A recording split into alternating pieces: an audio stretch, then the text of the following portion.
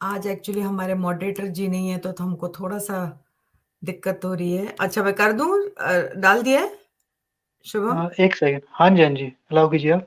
Allow करूँ? Okay, this is okay, बताएँ। वैसे तो मैम कई सारे सूक्त हैं, लेकिन मैं इसको एक्सप्लेन करना चाहूँगा। जी। इसको हम कहते हैं Nasadiya Sukta, the uh, hymn of creation in the Rigveda, book uh, number 4, chapter 10, sukta uh, 129, mantra हुँ, 1 से 7। अच्छा, जिन भाइयों के पास किताब नहीं है, वो वैदिक स्क्रिप्चर साइट से भी हिंदी एंड इंग्लिश ट्रांसलेशन पढ़ सकते हैं। बाकी हुँ, मैंने इसमें ऐड किया हुआ है। हुँ, और इसी के बारे में कठोपनिषद में बताया गया है, चैप्टर 2 श्लोक 20 में। ये हुँ, इसका ये बोलता है, uh, state that everything came from the Brahman. हर चीज हुँ, ब्रह्म से ही आई है, which is subtler than the atom, greater than the greatest.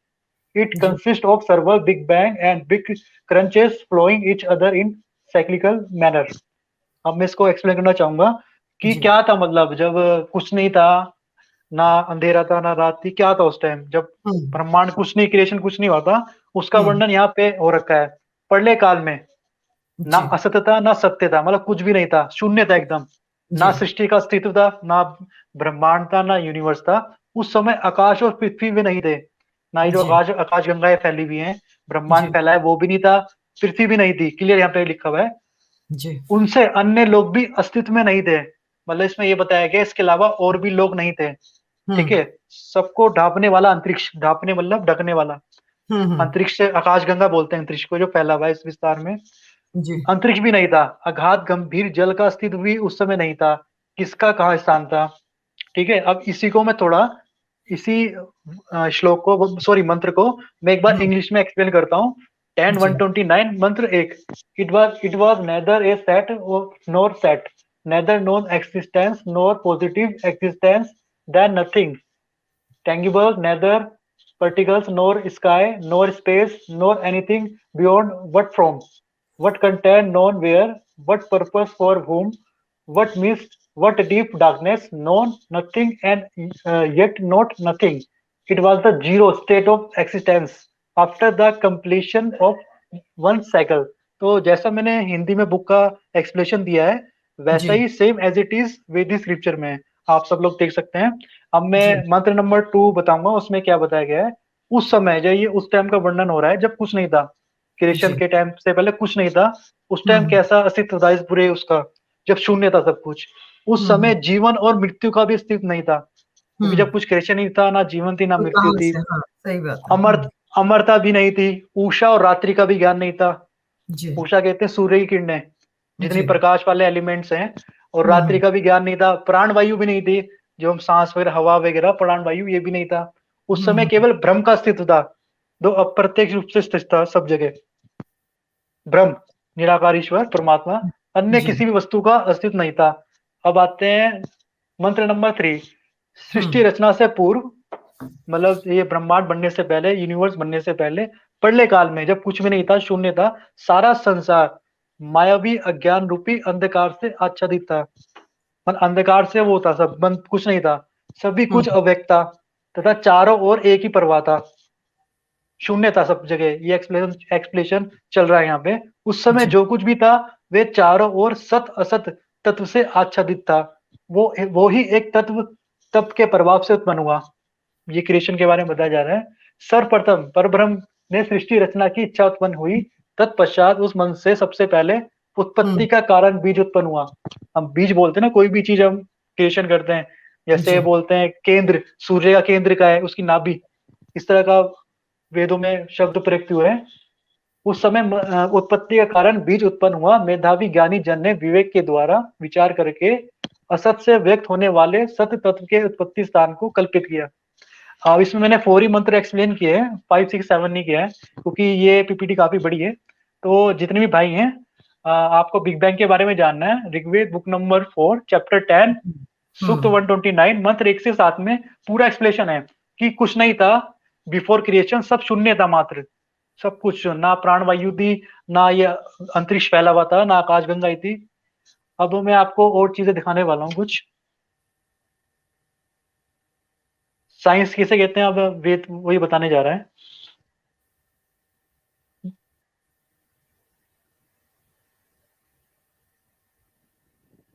नहीं, आगे जो बताने वाले हैं वो जी बिग बैंग से रिलेटेड है क्या? अगर बिग बैंग से रिलेटेड नहीं, है तो नहीं, तो फिर बिग मैं बैंग से, बिग बैंग से हाँ रिलेटेड जी, फिर मैं आपको काउंटर दे देता हूँ, ठीक है?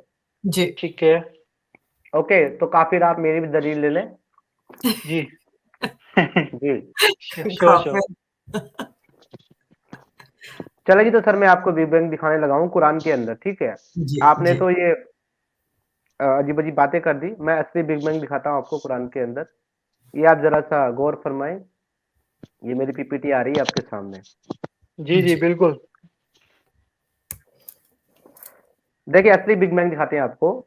ये है जी सूरह अंबिया, जिसके बारे में मैंने अभी जिक्र करा, सूरह अंबिया की आयत नंबर 30। इसके अंदर यहाँ पे लिखा है, अवलम यरवल्लज़ीन कफरू अनिस समावाति वल अर्ज़ कानत रतक़न फ़क़तकनहुमा वजअलना मिनल माइ कुल्लि शैइन हय्यिन अफ़ला युमिनून। क्या काफिर लोगों ने ये नहीं देखा कि आसमान और जमीन बाहम मिले जुले थे, फिर हमने इन्हें जुदा किया और हर जिंदा चीज को हमने पानी से पैदा किया, क्या ये लोग फिर भी ईमान नहीं लाते? अल्लाह ताला कह रहा है कि हमने इतनी बड़ी आपको एक चीज बता दी, इतनी बड़ी नॉलेज दे दी, आप लोग फिर भी ईमान नहीं लाते क्योंकि आप लोग जो है वो काफिर हैं। ओके, इस पे मैं वापस आऊंगा पीपीटी पे। उससे पहले मैं जो है ना इस आया की तफसीर आपके सामने शेयर करना चाहता हूँ। तफसीरे बगवी में खोलने जा रहा हूँ, ये क्या लिखते हैं आप खुद पढ़ लीजिएगा। जी, स्क्रीन अलाउ कर दे जरा, इसी आयत की तफसीर बगवी है ये। और अगर आपको तफसीरे इब्ने कसीर देखनी है, मेरे पास वो भी मौजूद है, वो भी मैं आपको पढ़ के बता दूंगा। इसके अलावा अगर आपको देखना है तफसीर कुर्तुबी, तो वो भी मौजूद है, ठीक है? मैं तफसीर जो है बगवी पढ़ना शुरू करता हूँ। यहाँ पे वही आयत है अंबिया की 30। इसकी तफसीर के अंदर क्या लिखा हुआ है आप यहाँ से गौर दीजिए। कहा, फिर फिर हवा दाखिल करके हमने दोनों को अलग अलग कर दिया, यानी जमीन और आसमान को, दोनों को जब हमने अलग किया तो इनके बीच में हमने हवा दाखिल कर दी, हवा इनके बीच में भर दी, जिससे गुब्बारे की तरह फूल कर ऊपर नीचे हो गए। ओके, अब व्रत का लानत में ये कहा जाता है कि बंद बांधना या मिला देना, और रफीक का मानी है कि फाड़ देना, खोल देना। काब ने कहा अल्लाह ने आसमान और जमीन को ऊपर ऊपर क्या है जी, ऊपर, इसको थोड़ा ऊपर नीचे बनाया था, फिर हुआ फिर हवा पैदा करके इसको दोनों के बीच में दाखिल कर दिया, दोनों को खोल दिया। मुजाहिद और मुजाहिद और सदी ने कहा है, आसमान और जमीन जैसा और एक है तबका था, यानी कि आसमान और जमीन चस्पा और एक ही तबका था, यानी कि दोनों एक ही थे। फिर अल्लाह ने, यानी जमीन भी थी पहले से, अब आपको ये देखना है कि देखिए बिग बैंग के अंदर जमीन भी मौजूद थी और आसमान भी था, दोनों मौजूद थे बिग बैंग के अंदर। फिर अल्लाह ने एक आसमान को 7 कर दिया, एक आसमान को 7 हिस्सों में बांट दिया, और इस तरह एक जमीन थी, इसको भी अल्लाह ने 7 जमीन बना दिया। कह दो सुभान अल्लाह। अल्लाह। जी, ये हमारी तफसीरों के अंदर लिखा हुआ है, ठीक है ना? एक जी आसमान से 7 आसमान बना दिए और एक जमीन से 7 जमीन बना दी अल्लाह ने। अभी बस। देख लें, अभी तो जमीन मतलब साइंटिस्ट ये तो पता लगा लिए कि बिग बैंग हुआ था, पर साइंटिस्टों को अब तक ये नहीं पता चला कि जब बिग बैंग हुआ था उस वक्त जमीन पहले से मौजूद थी, बाद में नहीं बनी, और सूरज बाद में बना है। सूरज से अलग नहीं हुई हमारी जमीन, हमारी जमीन पहले से थी, सूरज बाद में बना है, अल्लाह ने बाद में सूरज को बनाया है। सुभान अल्लाह, तुम काफिर क्या जानो हमारे अल्लाह की कुदरत को। एनीवे, आगे मैं फिर से वही पीपीटी शेयर करते हुए आपको दिखाता हूँ कि इससे पहले ये स्टोरी कहाँ बयान की गई है, जहां से कुरान की ये स्टोरी आ रही है ना, अब ये पहले से मौजूद थी, और ये पहले से कहाँ मौजूद थी वो मैं आपके सामने शेयर करने लगा हूँ, या लिंक ही शेयर कर देता हूँ मैं आपके सामने। वेट, इसको मत दिखाइए, ये इसको नहीं। हटा देते हैं, ये लिंक ही शेयर कर देता हूँ मैं सीधा। नहीं, मैं ओके। लिंक शेयर कर रहा हूँ, एक सेकंड मुझे दें, ये मैं आपको पूरा आर्टिकल दिखा देता हूँ। ये एक्चुअली एक इजिप्शियन क्रिएशन है, और एक इजिप्शियन जो है माइथोलॉजी है, उस माइथोलॉजी की किताब के अंदर ये थ्योरी लिखी हुई है कि जमीन जो आसमान जो है वो दो गॉडेस हैं, दो देवियां हैं जिनको अलग किया गया। ठीक है जी, गिव्स एंड नट, इसके बारे में मैं आपको बताने जा रहा हूं अभी, आप इसको जी शेयर करें। जी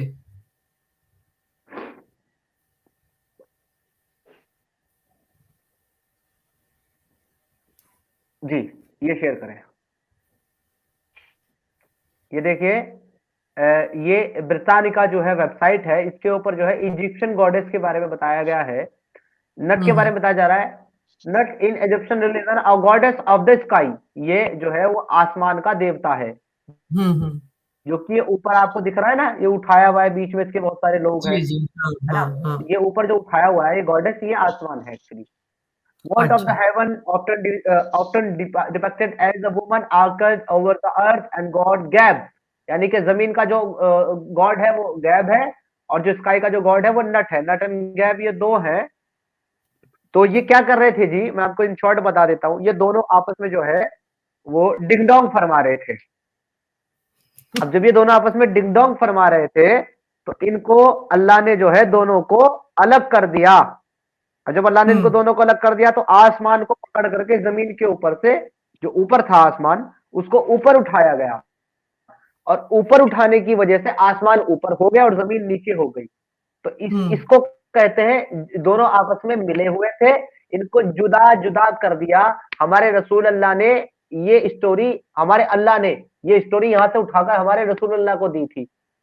और अल्लाह भी कौन सा, जो हमारे हमारे रसूलुल्लाह के अंदर ही बसता था, बाहर से नहीं आता था। वो आपको नहीं पता ये साइंस, तो अंदर ही बसता था, तो अंदर से ही ये स्टोरी उठा करके उन्होंने कॉपी पेस्टेड मार दी। इसे कहते हैं बिग बैंग। हमारे मोमिनीन भाई बहुत अच्छे से इस कुरान को समझते हैं, काफिर लोग नहीं समझते, तो वो जान सकते हैं कि वाकई यही बिग बैंग है कि जब दो लोग डिग डोंग कर रहे हैं उनको ऊपर नीचे कर दो, तो इससे इसको बिग बैंग कहा जाता है। कह दो फिर एक बार सुभान अल्लाह। समीर, बहुत बहुत ही अच्छा, मतलब what an explanation of big bang theory. मतलब मैंने फर्स्ट टाइम ऐसे बिग बैंग थ्योरी की कोई एक्सप्लेनेशन सुनी होगी। एनीवे, तो समीर ने तो बता दिया। अभी शुभम आप क्या बताएंगे? हमारे यहाँ तो ऐसा कुछ भी नहीं है भाई, हम काफिरों के यहाँ ऐसा कोई भी बिग बैंग थ्योरी नहीं है। हमारा बहुत ही बहुत अच्छे से हम लोग, हमारे सनातन में दिया गया है जो भी है। शुभम, क्या मुझे यहाँ पर वो करना है, आप हाँ जी, हाँ दोनों जी। माजी और शुभम जी, आप दोनों कलमा पढ़ लो, आपको ये थ्योरी समझ में आ जाएगी, उससे पहले नहीं आएगी।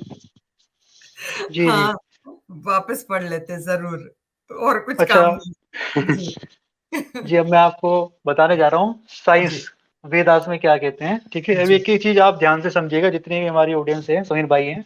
ठीक है, जी सूर्य तारों पर जीवन है, खाली इसी ग्रह पर नहीं है। ये कहता है ऋग्वेद बुक नंबर 1 जी चैप्टर 1 सूक्त 39 मंत्र 11, और यजुर्वेद चैप्टर 13 मंत्र 6। अब मैं आपको दिखाता हूँ, ये यजुर्वेद का बुक कवर है, इसी किताब का ये स्क्रीनशॉट है। जी यजुर्वेद चैप्टर 13 मंत्र 6, पृथ्वी के अधिकार क्षेत्र में जितने जी भी गमनशील नक्षत्र लोक, एक सेकंड में मैं इसको हटा के देखता हूँ ये। हाँ जी, अब ठीक है। पृथ्वी के अधिकार क्षेत्र में, जो पृथ्वी हमारी अर्थ है, जितने भी इसके पास के क्षेत्र में जितने भी गमनशील नक्षत्र हैं, गमनशील कहते हैं मैम चलने वाले, परस्पर जी गमन करने वाले, और जी लोक ब्रह्मांड और जीव हैं, हम उन्हें नमन करते हैं।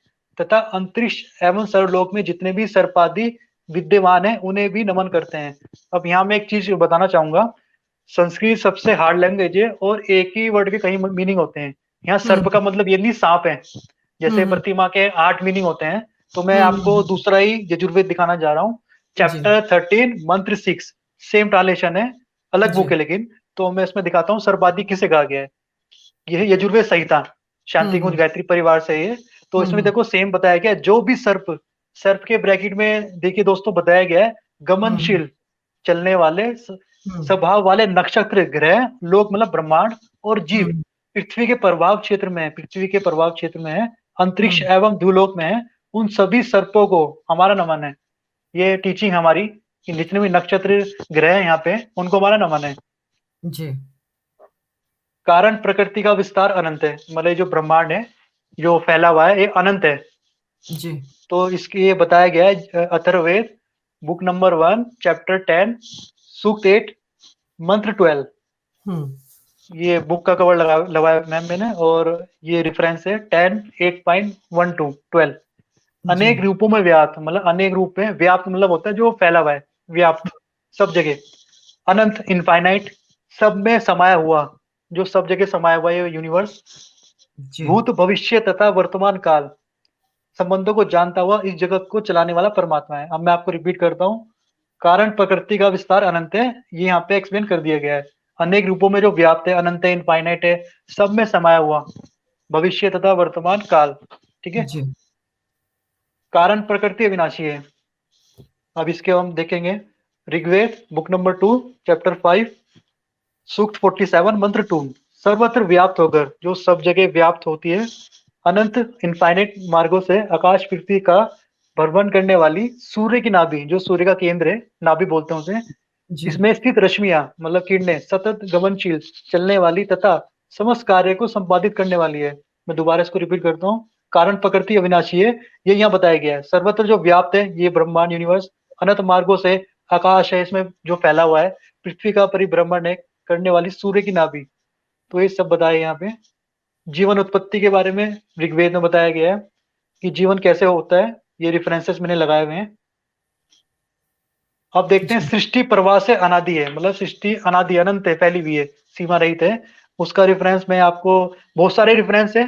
सृष्टि की उत्पत्ति प्रलय अनादि काल हमेशा से होता आ रहा है, तो मैं इसको ही मैंने एक्सप्लेन किया है। अथर्ववेद बुक नंबर 1 चैप्टर 9 सूक्त 9 मंत्र 11। अयन मास आदि, अयन कहते हैं गतिमान चलने वाला, मास कहते हैं बड़ा, और 5 अरों वाले इस चक्र में, जो चक्र होता है, पूरा जगत विद्यमान है। इतने लोगों का भार वहन करता हुआ भी इतना पुराना होने पर वह नहीं टूटता। जैसे सृष्टि के बारे में बताया गया अनादि है, तो एक अयन का मतलब गतिमान चल रहा है, मास मतलब बड़ा, आदि 5 अरों वाला इस चक्र में पूरा जगत विद्यमान है। मतलब बताया गया है ब्रह्मांड कैसे विद्यमान है इस यूनिवर्स में, सब जगह सृष्टि परस्पर बनी हुई है। अंतरिक्ष में जो स्थित तेजों में संसार का ज्ञाता है गुरु प्रजापति, प्रजापति कहते हैं ब्रह्म को वेदों में। अब मैं इसको एक्सप्लेनेशन करूंगा। जो ब्रह्म है, जो मैम हम ईश्वर बोलते हैं, मैम ईश्वर है, ब्रह्म है, जो निराकार है, उसका कोई रूप नहीं है।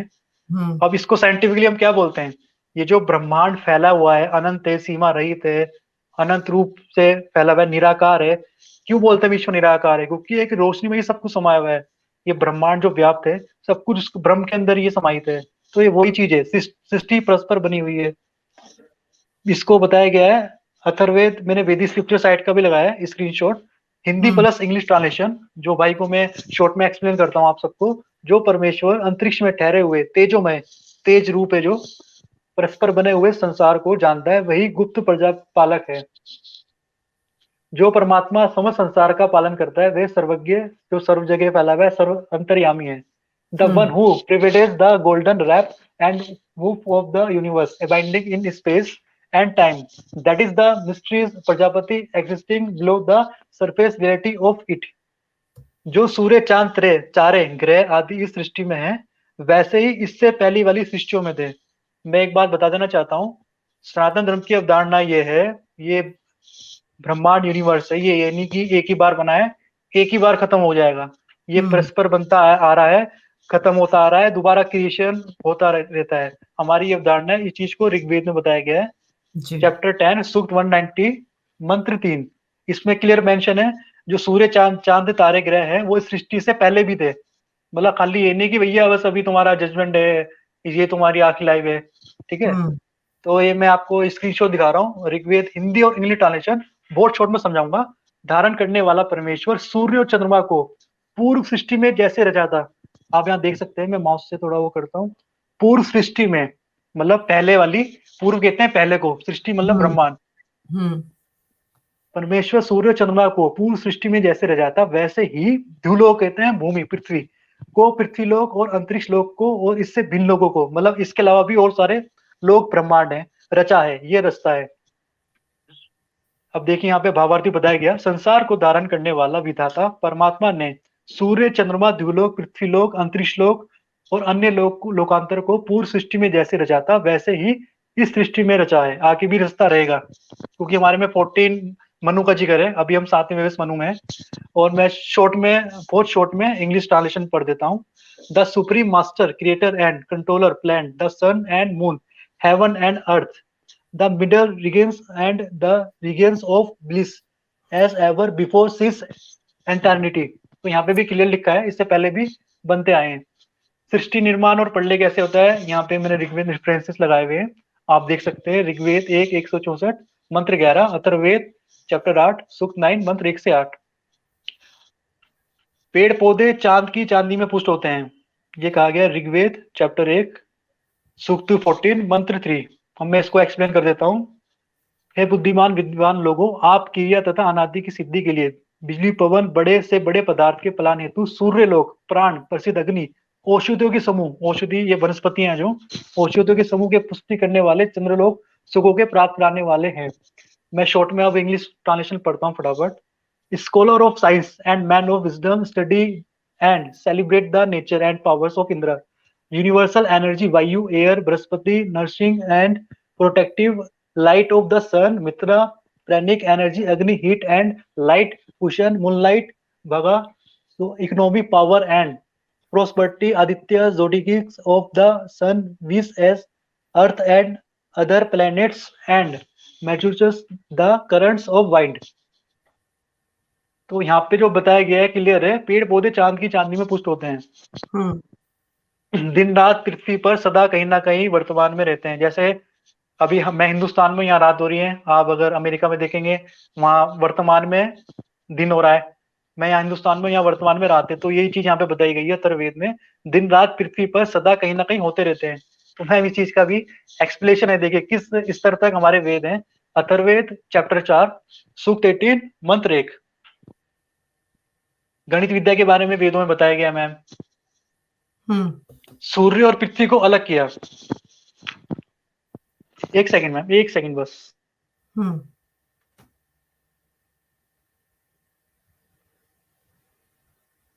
मैंने अपना लिंक डाल दिया है, अगर किसी को इस टॉपिक के ऊपर अगर बात करना है तो प्लीज जुड़ जाना।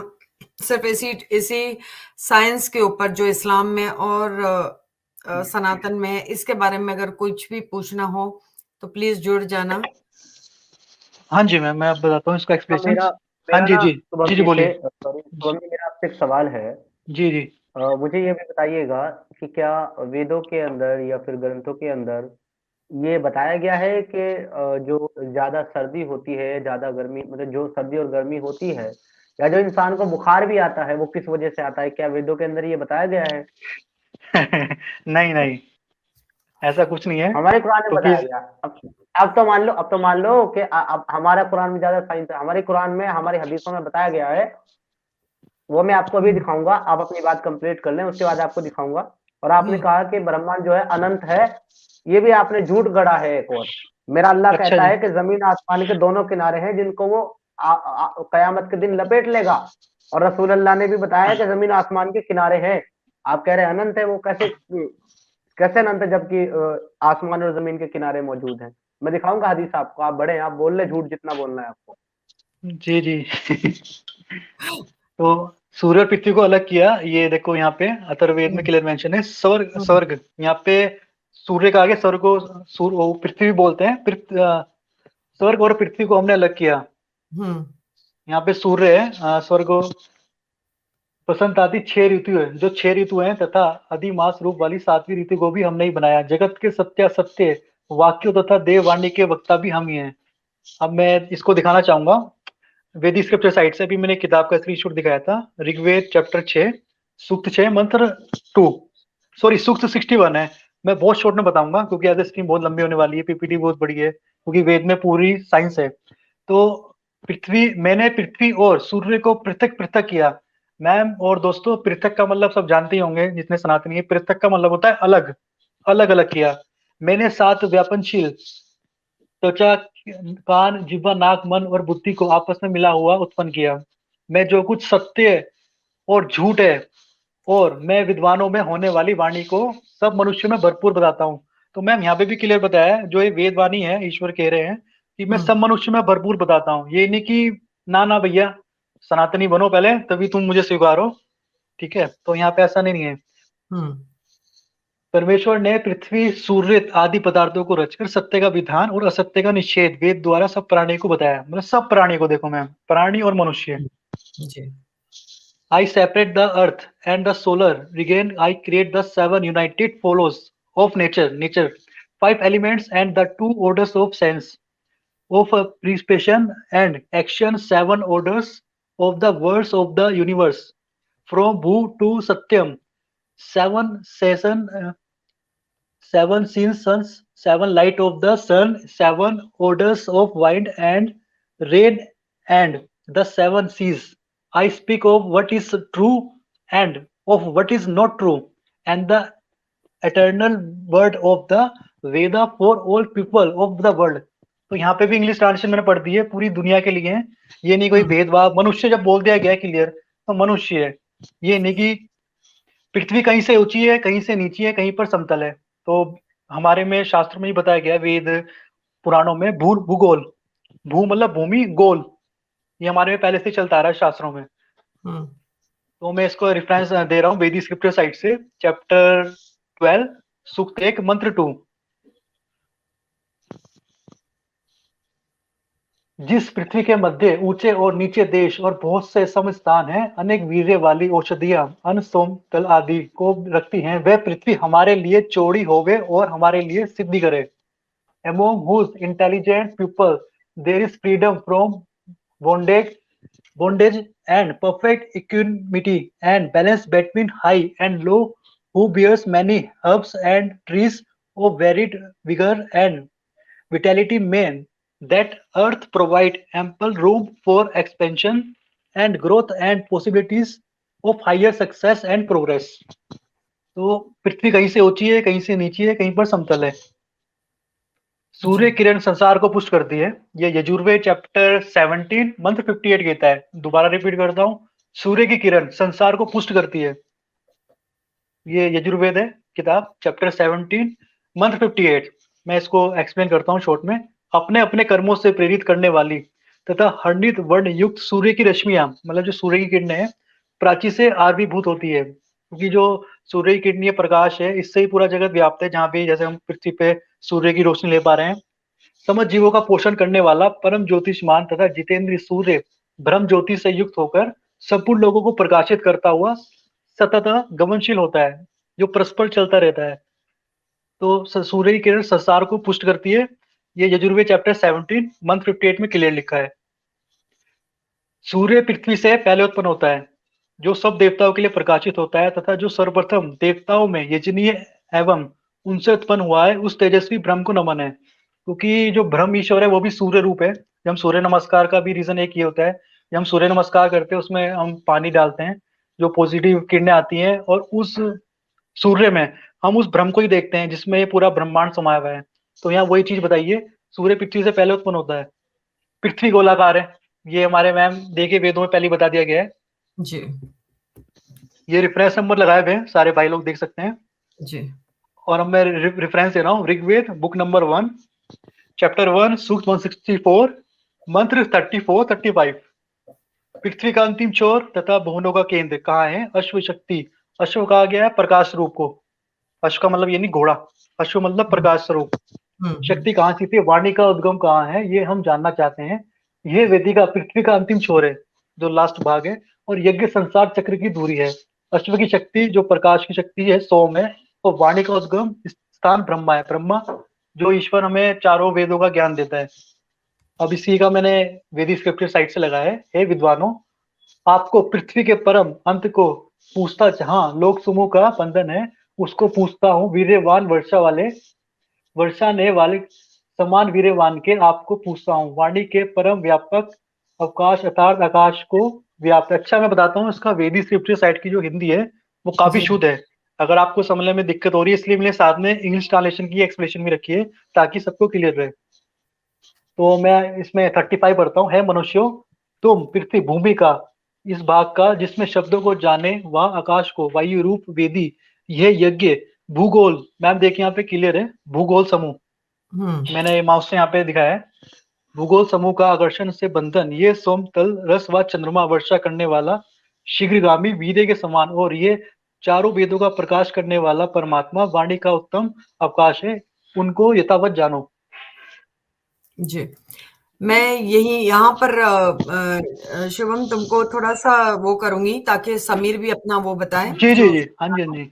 हाँ, बिकॉज अगर हम समराइज करें पूरे इसको तो हमको पता है कि Sanatan is science, it's only science. अगर आप देखने जाओ तो हर एक चीज का वहां पर लिखा हुआ है, हर चीज का, कि पृथ्वी के बारे में, हवा के, एवरीथिंग।